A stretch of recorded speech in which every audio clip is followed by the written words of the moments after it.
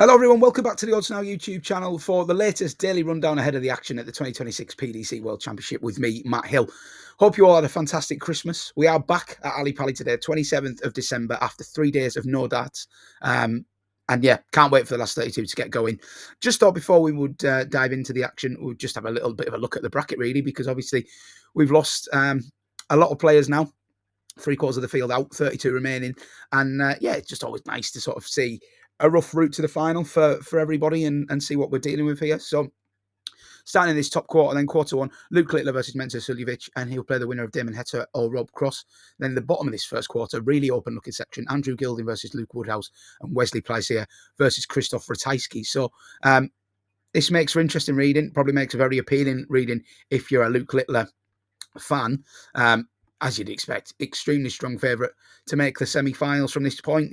He already was before the tournament, but even more so now with key names going out, the likes of Going Price, Chris Dobie, making that route seemingly look even more attractive on paper. So it's quite tough to oppose Littler. I do wonder if there's just, for the more ambitious types among you, I've probably seen worse theories than just backing a couple of big price runners in quarter one, because shocks do happen. Things do happen. I'd keep it to a very low stake. But the beauty of Littler being like huge odds on is that everyone else is an absolutely monstrous price. And it's only one game. You know, it's only one game. Things can happen. Your eyes are drawn to Heta or Cross in that if either of them were to bring their best, and it's a huge if, then that could get interesting. And that bottom four, as for who comes into the quarterfinals out of those four, it's kind of anyone's guess. I mean, I would personally lean towards Krzysztof Ratajski at this stage. I think I'd lean towards a Littler Ratajski quarterfinal with Littler winning it. But yeah, I think his sternest task might come in the subsequent round. I think he'll deal with Mensur, and then I think possibly Damon Heta. I think this would be a great position for Damon Heta. I said it pre-tournament that the way that I would maybe consider getting with Damon Heta is if he kind of stumbles his way through the first 2 or 3 rounds and then plays a Littler and he's a massive price and maybe want to get with him on the handicap. So we're getting towards that scenario. But first he's got to beat Rob Cross, who I was banging against at the start of the tournament, but he's done a little bit better than I thought he would. So fair play to him. And that should be an interesting game between two guys who have not been great on the stage this year, but definitely have high ceilings. So we'll see how that one goes. Quarter two then looks like it's between Stephen Bunting and Johnny Clayton. On paper, I wasn't mad keen on this quarter at the start. Back Dirk van Dijvenbode, who obviously lost to James Hurrell. So there we are. It's Bunting versus Hurrell. Schindler versus Searle. Interesting game. Clayton versus Zonneveld, who's been a little bit of a surprise package. And Andreas Harrysson, one of the big surprise packages, up against Ricardo Pietreczko. Again, like you think logically it should be Bunting versus Clayton. I wouldn't completely rule out a shock here. I think this is a lot more soft in terms of a quarter to predict. The one I quite like at current prices is Martin Schindler. I think he'll maybe get the better of Ryan Searle tomorrow, and I've just been keen to take Bunting on. I don't think he's really done anything of note on the TV in the last few months. Wasn't that impressed with him in round one, and then Nitin Kumar was effectively a buy in round two. So I'd be leaning towards Schindler there. Obviously, the bottom game in that quarter is very interesting between Harrysson and Pietreczko, and yeah, it's going to be a little bit of a surprise runner in the last 16 there. Pietreczko a favourite. Don't count out Harrysson. Looking forward to that game. Quarter three is Luke Humphries started a big favourite, but this was deemed a quarter of death. Now a couple have exited from it, including Vessel Nyman, Cam Menzies, but we've still got some big names left here. Luke Humphries versus Gabriel Clemens, who's obviously overcame Nyman in the last round to get there, former semi-finalist. Aspinall versus Kevin Dukes, which is probably the game I'm most looking forward to in round three. I think that's going to be really close. Ricky Evans versus Charlie Manby. Anyone who watched the outright preview, hopefully we'll have a very small stake on Charlie Manby, 150 to 1 for this quarter and 500s outright, which still looks ambitious, but you're getting a good run for it, aren't you? He plays Ricky Evans. And then Jan van Veen, who's been ultra impressive thus far, will take on Madhouse Rasma. So, yeah, plenty of games to look forward to there. You would think the three favourites, well, Humphries, Aspinall and Van Veen will all expect to come through. I do have my concerns for Nathan Aspinall against Kevin Dukes. I think that'll be a very close game. I expect the other two to come through. And then with Evans and Manby, I'll be cheering Manby. I like Ricky Evans. I won't be too disappointed either way. And I think that whatever happens there, you're going to have two fantastic last 16 games in that quarter and a fantastic quarterfinal. Really, really attractive players through the draw for the neutral. Tough to predict. Humphries should come through it, but there are plenty of players capable of taking advantage if he slips up. You'd have to lean with Humphries, which is a bit boring, but also true. And then quarter four, you could say this is the most interesting and difficult to predict. Michael van Gerwen taking on Arno Merck, who's already accounted for Kim Huybrechts and Peter Wright, albeit Peter Wright was abysmal in that game. So MVG will be a strong favourite there, but Merck's on a bit of a free roll and he's a dangerous operator. Gary Anderson versus Jermaine Watamina, another contender for game of the round here. Both have been so impressive. Watamina up over a ton in a 3-2 win over Scott Williams, which was an epic contest. And Gary Anderson, 105 average against Connor Scott, which I think is his biggest average on the World Championship stage for 7 or 8 years. So very encouraging performances from both. That's going to be a tough one to call. Justin Hood, is he the dark horse of the tournament? It's certainly looking that way, isn't it? Already dumped out Danny Noppert. That game of the tournament for me, absolute epic. So gutted as an Noppert backer that he did everything right and still lost. But these things happen. Justin Hood, really pleased for him. And he plays Ryan Meikle, which is very attractive round 3 game for him. And Josh Rock versus Callum Ridds, which is going to be an explosive final game in this bracket section, isn't it? I'm really, really looking forward to that one. Obviously, Callum Ridds had some sad news losing his granddad on Christmas Eve, which seemed to affect him at times during the Daryl Gurney game and afterwards. So hopefully he's okay and ready to give a good account of himself against Josh Rock, who, despite not being that impressive against Joe Comito, did average 102. So that's kind of the standards he's setting now. In terms of that quarter and trying to predict it, good luck is what I would say. I mean, I'm on Michael van Gerwen personally at the right price. I thought he was very good against Willie O'Connor. I think he'll get past Merck, and then it'll be a good game with whoever he meets in the last 16 because they're both looking great form. And then as for the bottom bit, I mean, I've seen a lot of people back at Justin Hood at fancy prices. It'd be a great story. Whether he can repeat that level of performance against a Josh Rock or Callum Ridds. I mean, he's got to get past Ryan Meikle first, who, let's be honest, if this game happened before the tournament started, this would pretty much be an each or two in the betting. As it is, Justin Hood's 1-3. Now, he's a hell of a swing based on 2 games. Hood has got to show that he can repeat that level. Let's hope he can, because he was a joy to watch against Noppert, and he's very good against Nick Kenny as well, to be fair to him. So just a little look at the draw there, just to refresh your mind. And yeah, obviously we've still got round 3 to tackle. It's gone up to best of 7 sets now, which theoretically favours the better players as the format extends. But we'll see if that's the case. I mean, there was only 9 of the 16 betting favourites at this stage got through last year. So time will tell if the favourites actually prevail. We shall see. But without any further ado, then, I'm going to crack on to today's games on Saturday, the 27th of December. Okay, then, guys, we'll rattle through these games then, because I'm aware I've talked for a long time now, and I don't like to keep people too long. I know they've got busy lives. So Wesley Plaisier versus Krzysztof Ratajski is the opening game of the 3rd round. I think it's fair to say that the more attractive games for the neutral are later in the round. They seem to be getting the sort of middling ones out of the way early. That's just my interpretation. But it is an afternoon session after all. Ratajski, a worthy favourite here, I think, at 1.75 is the best you're getting, 8-11 on the exchange. And there's a bit of 13-10 available for Wesley Plaisier. Plaisier, of course, the conqueror of going price in the last round, a career best result for him by his own admission, taking on Ratajski, who's a veteran of the circuit, many major quarterfinals and the likes over the years for the Pole. Probably past his best, you would have to say, in terms of consistency, certainly. But he's shown in recent months that he's still got a really good top level. I think he's a worthy favourite here, Ratajski. The way I'm actually going to back him is not in the win market, it's in the most 180s market. A little bit of money for him, but I just think not necessarily that Ratajski should be a favourite in this market, but I think there's too much of a gap. I don't think Plaisier should be odds on and Ratajski just shy 2-1. If you actually look at the 180 stats for this tournament, Ratajski is quite comfortably ahead of Plaisier. It's thrown a couple more. They've played the same amount of sets. Now, Wesley, over the course of a season, is the better 180 hitter, but there's not a lot in it. And I actually think Ratajski is playing better at the moment than his seasonal stats would have you believe. And Plaisier as well, I have concerns over. I mean, he's just beaten Gerwin Price 3-0. But everything we've seen about Wesley Plaisier thus far on the stage says that he won't 100% back that up in the next round. He's a very good player. I really like Wesley Plaisier. Traditionally, I've trusted him a lot more on the floor, so it's really pleasing to see him get a big result and a big scalp on the stage like that, albeit it was on price, so it was a bit of a gutting one. But I'm hoping it can kick him on, but he's still got to answer that question. He comes up against someone in Ratajski who's just ultra efficient, will take any chances you give him, will stay in all most legs, and Plaisier's going to need his A game again if he's going to win this one, particularly over a best of 7 sets.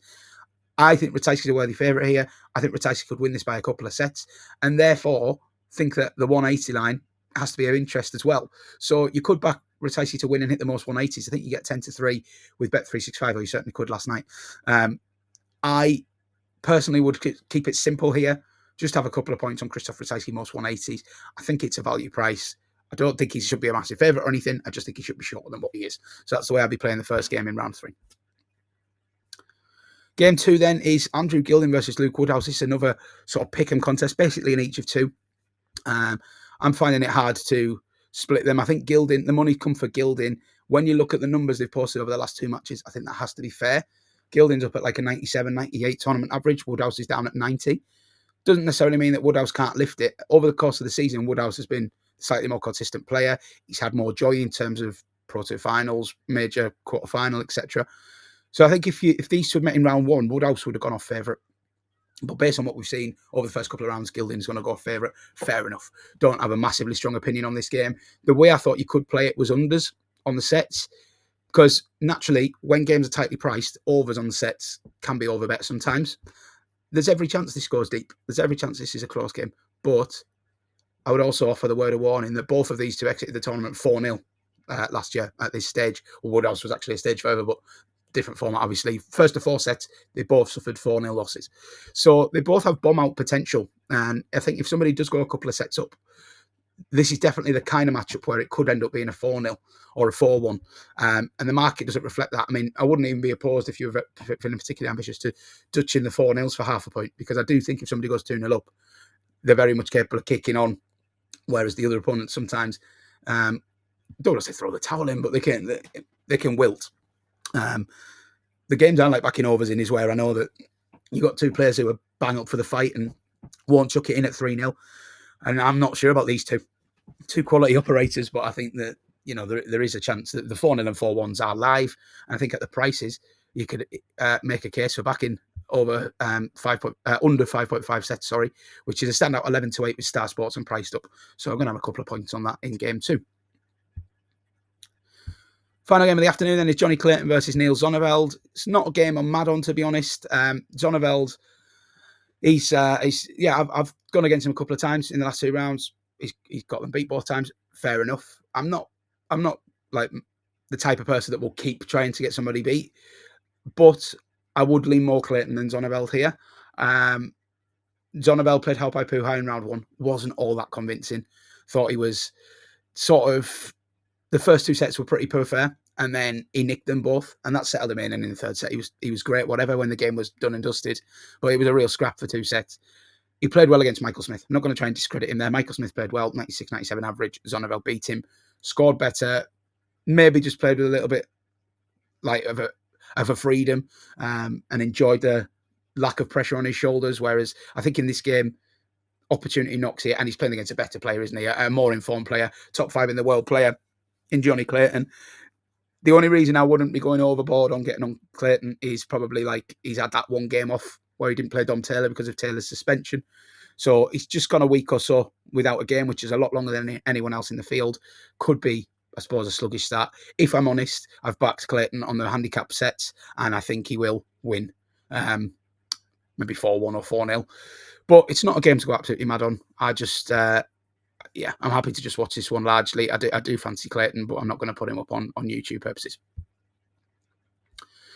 Evening then, Andreas Harrysson versus Ricardo Pietreczko was probably not on many people's bingo cards for last 32 game, but here we are. And an interestingly close market, plenty of money for Harrysson. He's going to go for best price of 5-4. Pietreczko 8-11. Probably a tad disrespectful to Pietreczko, to be honest. I think he should be a decent favourite here when you consider what the 2 have achieved across the stage. I suppose Harrysson has this unexposed nature to him where people quite like being with him because you don't quite know what his ceiling is. I've watched a lot of Andreas Harrysson. I think he's a fantastic player. I've sort of backed pro Harrysson angles in both of his games to no avail. I'm going to be trying it again. I want to get with him for ton plus finishes. Bet365 offer this ton plus finish market. And I do want to chance Harrysson in this market because I just think he's a fantastic combination finisher. And it, really likes use of the bull, which means that the more long range plays in terms of ton plus finishes are live with him. Like he can pin. I think he had a 1-4-1 against Ross Smith. He's an absolute freak on the bull at times. Nearly won his match on the bull against Ross Smith. Had a couple of ton plus checkouts in that game. Could have easily had a couple more. 1-4-1 against Sakai. So yeah, I do like him in these ton plus markets.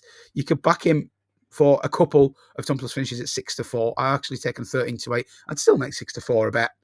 And I think this game goes deep. I think contrary to what I said about Gilding Woodhouse, I do see this being nip and tuck back and forth. I could see 6 or 7 sets here. So that, from the checkouts perspective, gives you plenty of time. And it's also something I look at with 180 bets. Like, am I going to get the maximum amount of sets to give me the chance to get these up? So, in this particular game, I think it's tight. I would make Pietreczko slightly shorter in terms of the match betting, but that's not where I'm going to have a bet. I'm going to have 2 points on Andreas Harrysson, 2 or more ton plus checkouts. I think he'll get plenty of time to do it. I really like him as a finisher. 6-4 with Bet365, absolutely fine, even though a bit of money has come. Okay, so just a couple more games then on Saturday. Stephen Bunting, James Hurrell is not one I'm going to spend a lot of time on. I think Stephen Bunting will win, and I don't really want to get involved with set handicaps or 180s because I think Hurrell offers a danger. Obviously, beat Dirk van Duijvenbode in the last round. Dirk was quite a strong favourite for the 180 line. Hurrell hit 10 180s, I think, in the end. Absolutely trounced him on the maximums. So don't overlook him on the maximum line. As a result, loads of money have come for him on the maximum line since it opened. Not so much now. It's maybe correcting a little bit now. But you're getting this situation where Bunting, in normal circumstances, would be 3s on here. But because of what Hurrell did in the last round, it's a lot tighter. Could you argue that makes value for Bunting? Possibly. But as I've alluded to with Stephen Bunting a couple of times already in this tournament, I can't trust him yet. I don't know where I'm at with Stephen Bunting. So it's a watching brief for me. Should he win? Yes. Will he definitely win? Is he one to be getting stuck into at short price? No. I also have question marks over James Hurrell. Can he repeat what he did against Dirk van Duijvenbode? Will the scoring be as electric? Because in the first set, he averaged 70. But over the course of the game, he's averaged 90-something, 10 180s. So that was a funny old performance. Funny old performance from Bunting in round 1 as well. I didn't take anything from his game against Nitin Kumar, which was the most uncompetitive game of the tournament thus far. So it's just a no bet for me. Just absolutely stinks of a no bet. Stephen Bunting can win this 4-0 and I won't care. He can get embroiled and I won't care. I'm just going to watch it. I find it too hard to call. Leaves us with one game left to talk about today, and that is Luke Littler versus Mensur Suljovic. Now, on averages, this should be an absolute walkover. And on everything we've seen in the last year, it should be an absolute walkover. Littler, best price 1-33. Mensur, you can get 18-1 with AK bets. You can get 25s on the exchange. Would I back Mensur at 25-1? Probably not. I mean, it would probably be one of the most hilarious victories to ever watch in terms of a neutral. I mean, Suljovic, his antics against Joe Cullen were a bit of a flashpoint. A lot of people have had an opinion on them either way. I didn't have that strong an opinion. I mean, I had money on Cullen, so it hurt watching it. But I think, fair play, it is Mensur. It is what it is. He didn't break any rules, really. And that's kind of what he does. So ultimately, he averaged 82 and won, which if he does that again against Luke Littler, he ain't going to get close, is he? But as those sort of who follow my content long-term will know, I do like to chance big prices that I think give you a bit of a run for your money and maybe just a little bit under bet. And I think there's a clamour to get with the 4-0 Littler here, which I do understand. So I'm probably going to look at over 4.5 sets, 13-10. It's effectively backing Mensur on a handicap, isn't it? Because if he's not going to beat Luke Littler 4-0, if you had ultimate fear over that, you could have, 50p on 125s, but it's not going to happen. So, over 4.5. There's a little bit of money coming for it, to be fair. I thought 13-10, which I think has gone now, was with Star and priced up. Possibly still there with Unibet. I will check in another tab because their prices are very, very unreliable. For official recording purposes, let's see. Yeah, it's still there. It is still there. So Unibet are 13-10, which probably means that a couple of others are.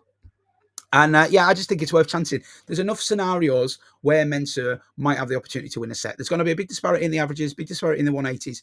But when you're on throw, it really doesn't take much to get to a final leg of a set. And he's going to have at least 2 sets on his own throw. Littler was slow at the traps against David Davies. He's not going to enjoy this pace. I think he'll deal with it. I think he'll be ready for it. But he's certainly not going to enjoy this pace. Big waste between visits. It's the kind of recipe that could get him frustrated for small periods of this match. And therefore makes me want to sort of be with Mensur to win a set. I mean, the set is not much at all.